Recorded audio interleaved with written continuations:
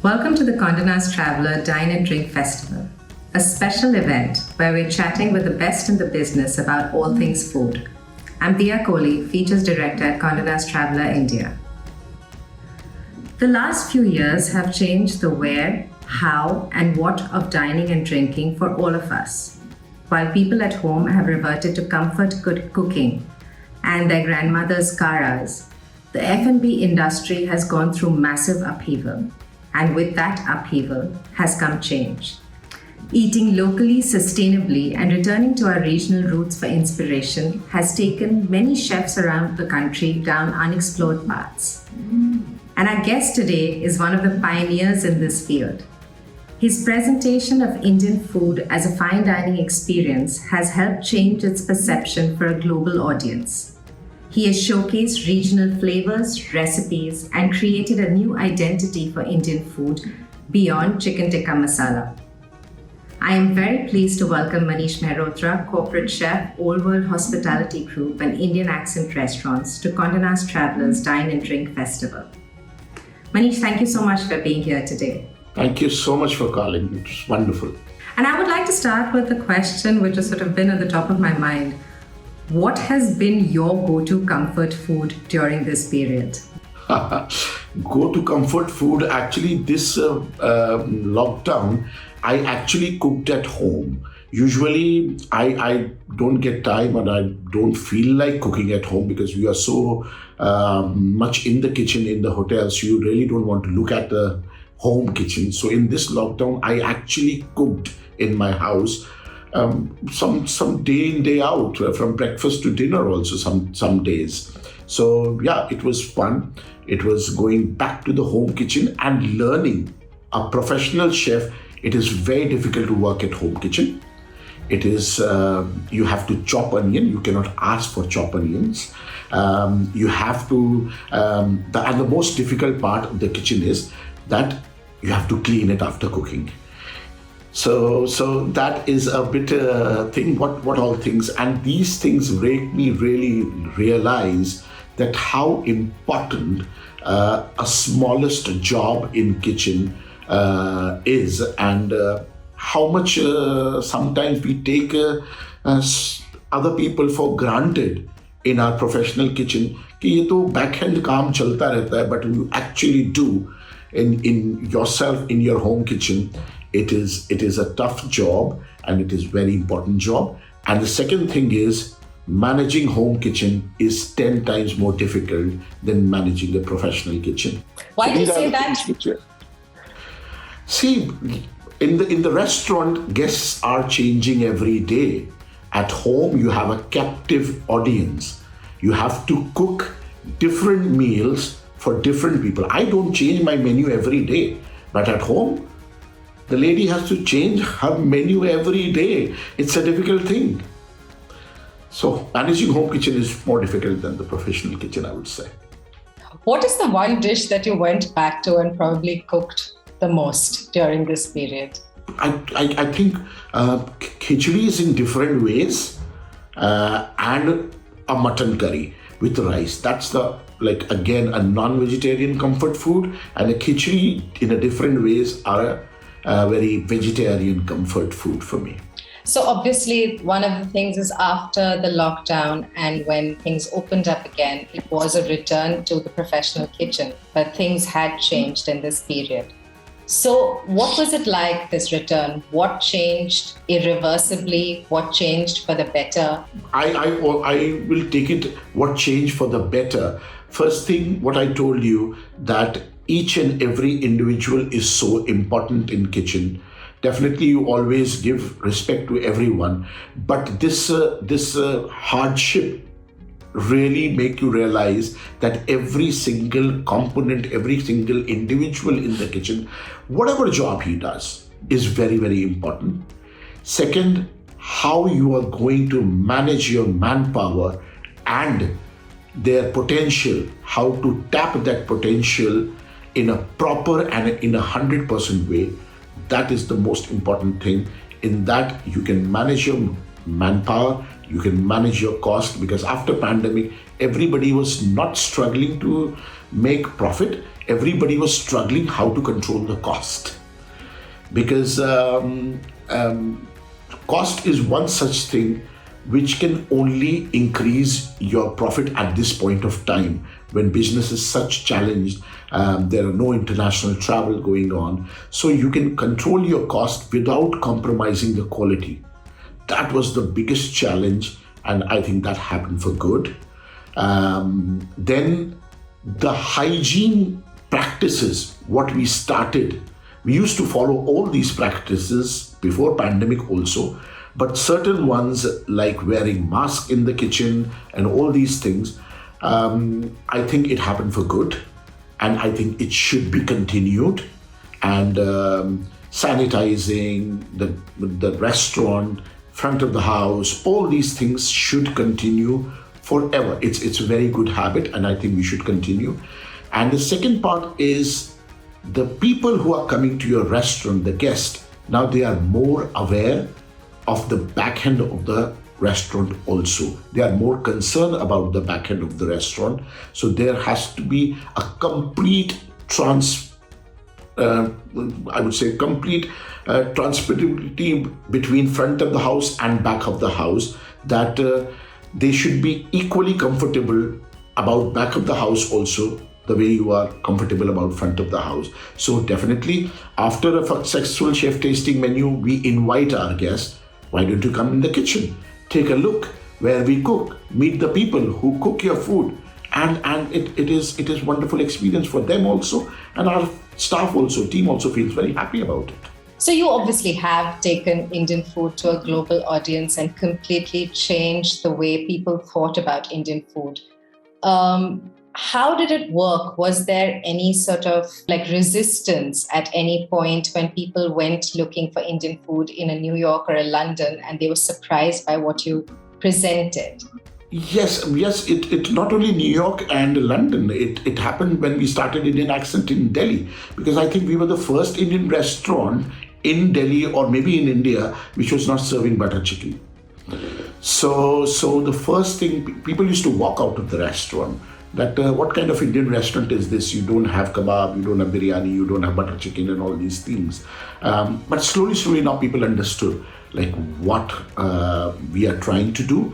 And same thing happened with us in New York. People were really surprised when they saw the food.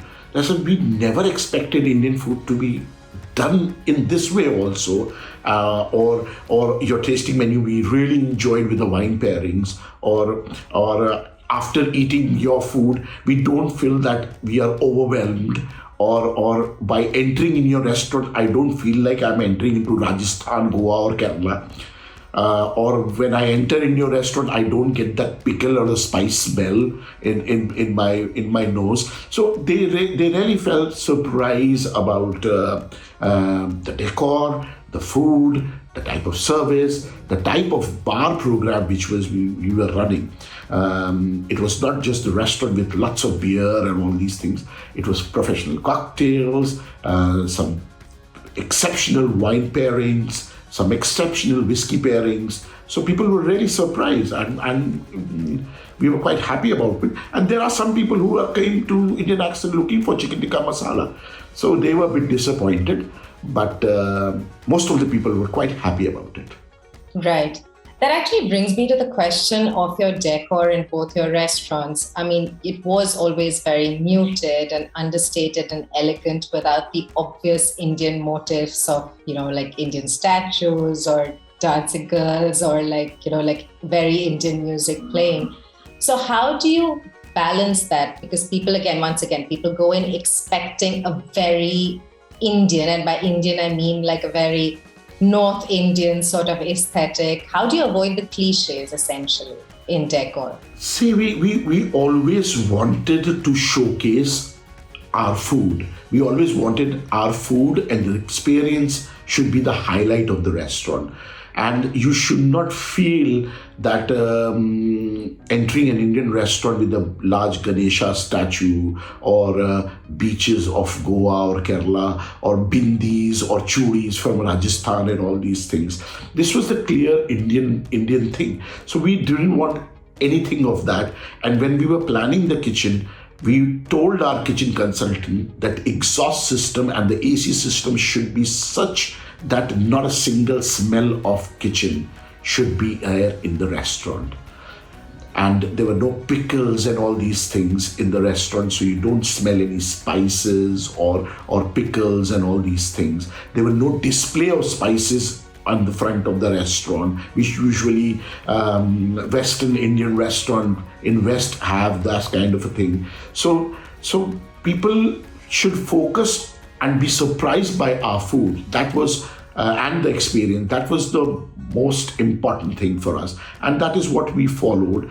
And in the decor, we in London also, in New York also, in Delhi also, we took a lot of contemporary Indian artists, which they were doing a fantastic. London, we had a beautiful artwork created by a Kashmiri artist, which is the sides of the matchbox. Which is quite unique. It's a big, almost 6 foot by 6 foot artwork, and it was fantastic. In Delhi, we have Amit Pasricha's beautiful photographs of monuments of Delhi, clicked in a different way. So we wanted to showcase India in a modern way, the way we do it in our food and in the decor also. You are a culinary ambassador for India in a sense. But how do you translate Indian food? Because that itself is a mind-boggling array of cuisines from across the country, different flavors, which often have nothing to do with each other. So how do you translate Indian food in that sense for a global audience? The first basic rule of any dish at Indian Accent is, at heart, it should be Indian. It should be hardcore desi. But with a unique combination and presentation and in a serving style that surprise you. But when you put it in your mouth, it's a hardcore Indian dish. You feel that you are eating something which your grandmother cooked, or something which you have experienced in the childhood when you were in India. So that was the whole idea of creating dishes and taking dishes from different parts of India. We try to represent India in a different menus, but tasting menu, we do it in such a way that we take our tasting menu from street, then a journey to in different India. So different tasting menus are influenced by different region. My last tasting menu was influenced by South India.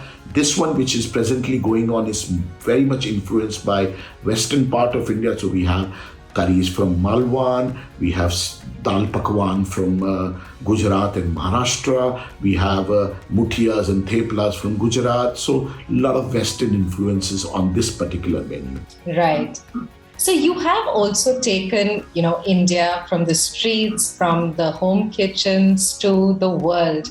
What have you brought back from the global sort of kitchens and your travels back to India? So from my global travel, I would say a lot of inspiration in terms of unique combination. A blue cheese naan, which is one of our signature from last almost 11 and a half years of Indian Accent. That was one of the first thing we did at Indian Accent. And that is the inspiration from blue cheese and bread combination from western part of the world, because blue cheese is a very, very acquired taste, and for Indian palate it's not very suitable. For an amateur Indian palate, it really challenges you. So but when it goes hot with the hot naan with a little hint of pungency of blue cheese, it goes very well. It tones down the blue cheese, but again it gives a bit of a hit also, and a hot naan, it really comforts you also. So the unique combination, unique ingredients, that is incorporated in my menu from my international travels. Right. What has always been part of your pantry staples, no matter where you've had a kitchen? There are a few things which are always there in my pantry. One is something coconut. Coconut is my favorite ingredient, and I think it's one of the most versatile ingredient. From starter to main course to dessert, you can do everything with coconut and serve it on the coconut. in the coconut. So coconut is very, very versatile for me. Then Parmesan cheese is very important. Garlic is very important. Oyster sauce is very important. So these 4-5 things I always try to, and the chaat masala. These 4-5 things I always keep in my pantry. Also, tell me something about it. You have been a pioneer, of course, but there have been many people who have tried to, well, follow a similar kind of route. And, it's called fusion. So in that sense, and sometimes it works and sometimes it ends up a bit, less than savory. So how does one define what is good fusion and what is bad fusion? See, there is a very thin line between this, and you have to follow certain rules. Whenever I do a unique combination, which people call it fusion, 10 years back, fusion was a bad word. Now, fusion is not a bad word. Everybody is doing in all different fields, whether it's music, whether it's art, whether it's painting, whether it's food, everybody is doing it. So it's not a bad word anymore. But I would say it's a unique combination what you do. First thing, you yourself has to be convinced by that combination that it works. Second thing is, whatever you are infusing, whatever you are combining, it should make sense. There has to be a reason behind it. There has to be a story behind it. And that story or reason, the person who's eating it should be convinced about it. Then your dish is successful. It's suddenly you can't take two vague things and put it in one and call it a modern Indian. It doesn't work like that. And I follow certain rules in my kitchen that the most simple one is I don't take two different cuisines of India in one dish. So you will never find put with Kashmiri korma. So it will never be like that. So there has to be some, and you start a dish, you follow a circle. And every time you have to close that circle.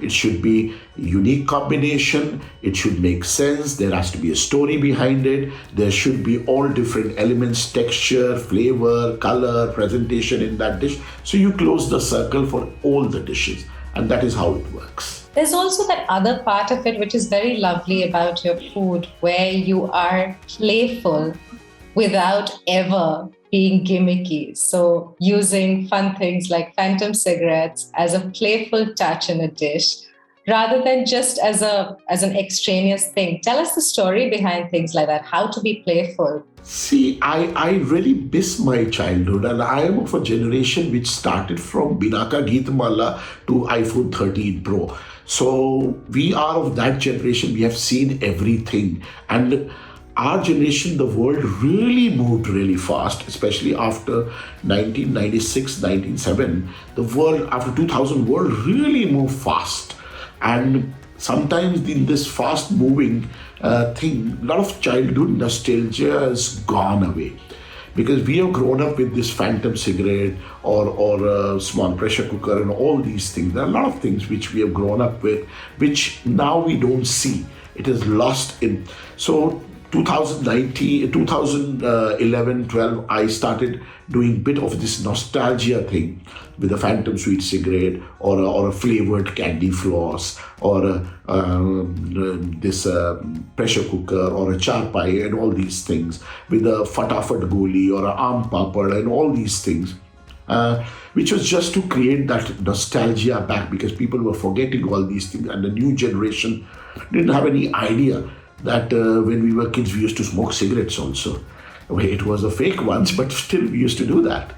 And so I wanted to revive that. And I did few things which were very, very unique and interesting for us also. But suddenly this thing started that everybody started using all sorts of things in all sorts of dishes. Then I also toned down a little bit. So I do playful things like Monopoly notes in my Daulat Ki Chaat or a kulfi in. So yes, we do, just to bring back those nostalgia. I don't think so anybody plays Monopoly anymore. Yeah, I doubt very much. But tell me something. So when you started Indian Accent in London and New York, what was it like then, this landscape for Indian food abroad? And what has changed since then? What is it like now? See, all of us, whether it's me, Gagan, Pratik, Himanshu, Atul Kochar, Vineet Bhatia, all of us, we have been working hard to change the perception of Indian food, what the perception a Westerner have about Indian food in his mind. That it's a chicken tikka or a curry or a naan kind of a cuisine. It's heavy. You eat it on a weekend with beer and all these things. You can't pair it with wines. It is spicy. It's a lot of chilies and all. So all of us, we are really trying hard to break that perception and the mindset. And make sure that Indian food can be fine dining. There are 5,000, 10,000 years of history behind this food, and there are proper science behind this food. And India is not only about North India. We have West India, we have South India, we have East India, where the cuisine is very different from what people know about certain things from India. There are certain things you eat in Indian restaurant in India, which you will in abroad, which you will never find it in India. So all these things we really wanted to change, and I think in last 8-9 years, these things have changed, and people have become more aware of different regional cuisines, the real Indian food. People know that chicken tikka masala is not Indian anymore. It is a British dish, and Indian chefs are now very well regarded on world platform, on different events and all these things. So things are changing. And I'm really happy about that. Right. And you have done a lot to further that effort. Being in London, you are a person who loves markets. What has inspired you the most about a market in London? And then tell me about the market in New York. So the market is one such thing. It works as you're reading a book. For a chef, if he's walking in a food market or a farmer's market, it really works as a book, that suddenly you read something and you get inspired. Suddenly you see some ingredients and you get a dish in your mind.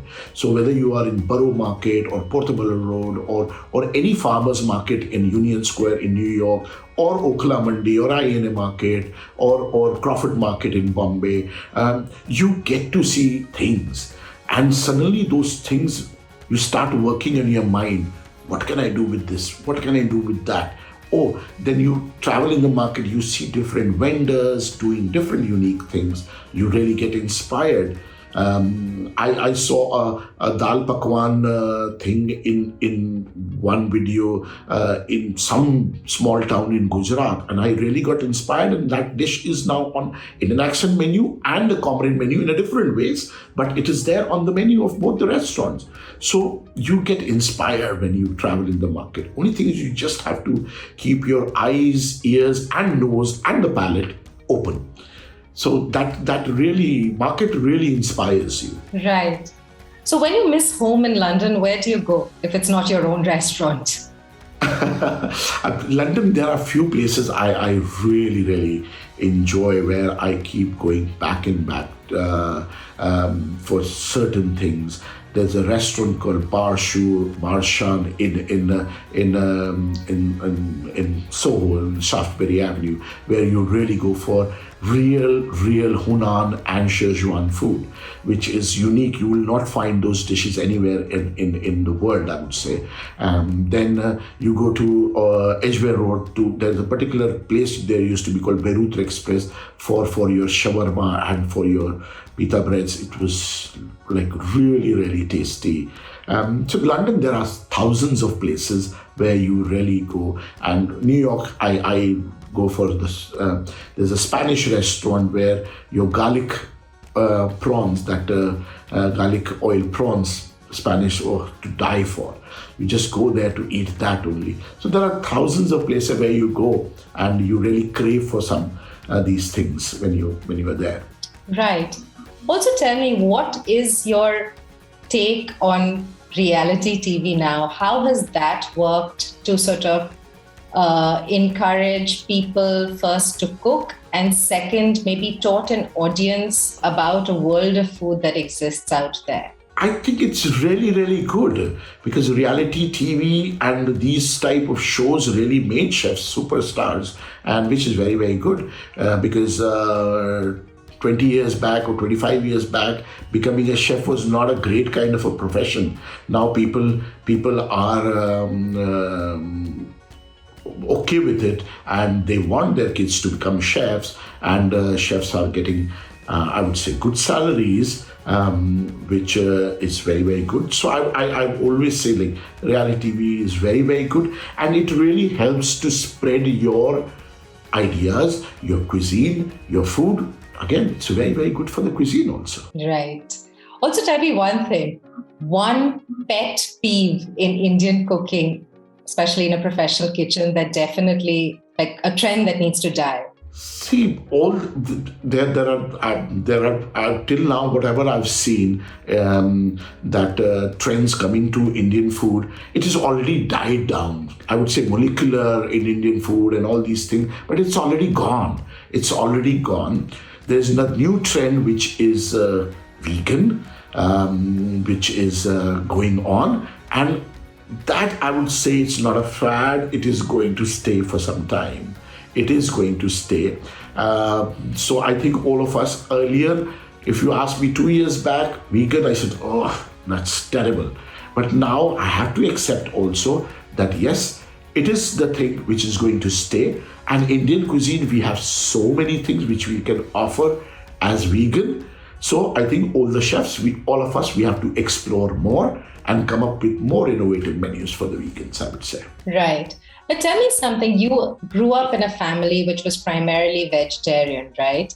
And then you went on to make these absolutely delightful meat-based dishes.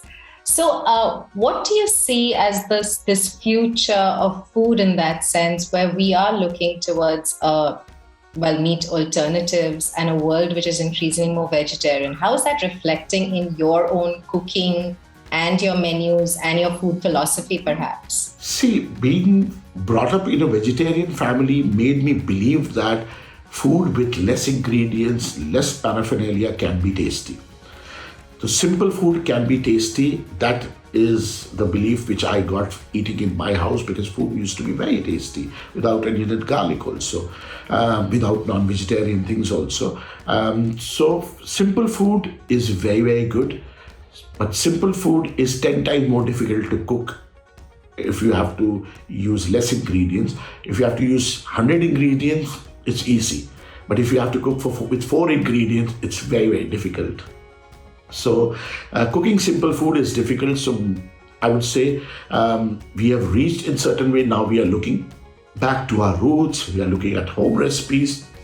And I do believe that India is a treasure trove. Indian household is a treasure trove of unique dishes which are worthy of being served in a fine dining restaurant. We just have to explore. We just have to go deep, dive deep inside India. We don't have to invent anything. See, we don't belong to countries where people have to invent dishes, because they didn't have the history, they didn't have the culture, they didn't have that kind of ingredient repertoire in their cuisine that they have to go out foraging for things. We don't have to forage. We have hundreds of ingredients available around. We don't have to forage for things. We have 100 types of vegetables and all. People go and forage in the places where they don't get anything. If it's a severe winter or it's a severe summer or something which you don't grow anything, then you do that. So in India, I would say we have to just explore, and we will find gems. You just have to polish it a little bit, and they are worthy. When you talk about this polishing, what do you mean? Polishing in the sense, see, it is not necessary that oil floats on your curry. It is not required. It is not required.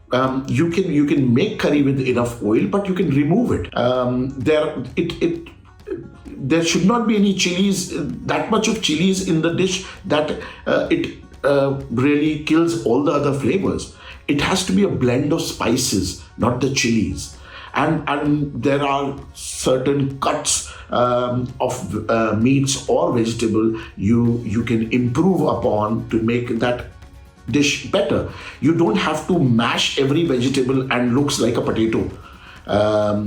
The cauliflower can have a little bit of texture. Beans can have a little bit of texture. It should not be mishmash of everything. So there are thousands. It just requires a little bit of polishing, and it's voila. Right. That's amazing. Okay, so now I'm going to ask you a few questions which you can answer very, very quickly. So, London or New York? You have to pick. New York. Why? New York is more cosmopolitan. New York is from $5 to $5,000. You are okay.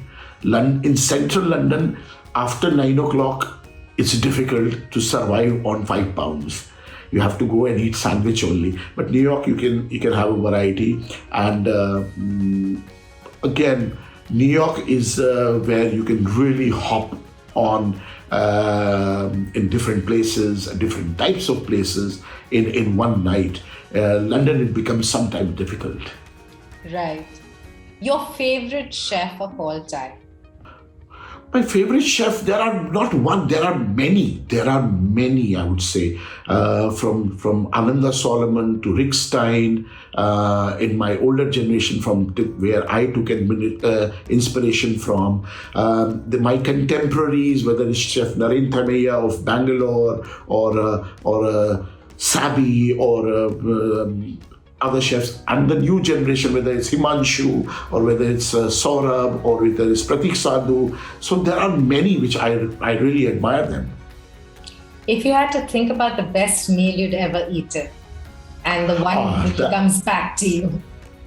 That is always, I don't know why, but that meal really comes back. One is what I ate at a restaurant called Martia's Dalgaren in Stockholm.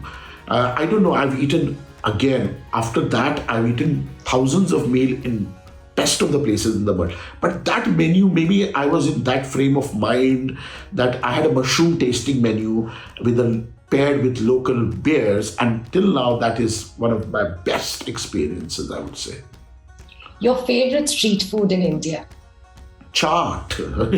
You can't go wrong with chaat. There are different types of seafood, street food in India, and I love them. But no, nothing can beat chaat. Nothing can beat chaat, I would say. And if you had to pick one chaat, which one would that be? That's a difficult one. I would say a perfectly made aloo tikki is a perfect version of a dish, because any dish, I always say, like any dish, you look for colors, textures, flavors and all. And chaat is one such dish which ticks all the boxes, I would say. Different colors, different textures, different flavors. One bites sour, one is sweet, one is spicy, one is salty.